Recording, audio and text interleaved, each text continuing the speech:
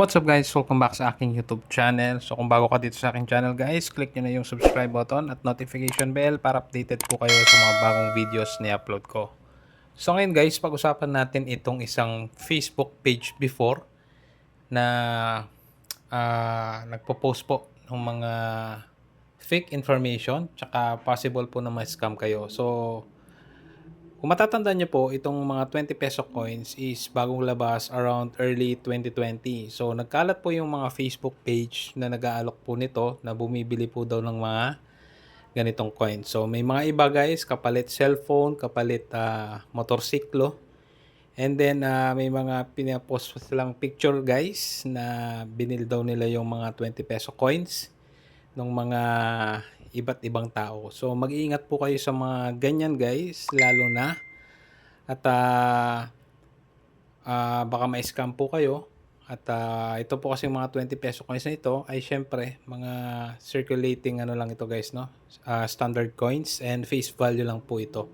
So wala pong katotohanan guys na binibili po ng mahal yan. Same like po dun sa isang information na binibili daw yung mga lagpaskwela na 20 peso coins.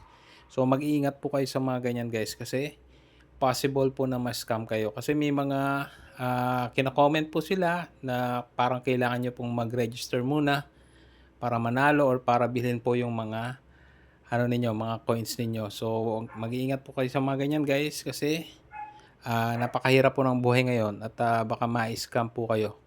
So sa ngayon guys, itong mga or itong specific na Facebook page na to sa pagkakaalam ko wala na ito. Pero gayon pa man guys, baka may mga smallpot po na mga ibang Facebook page regarding sa mga coins, hindi lang naman sa 20 pesos.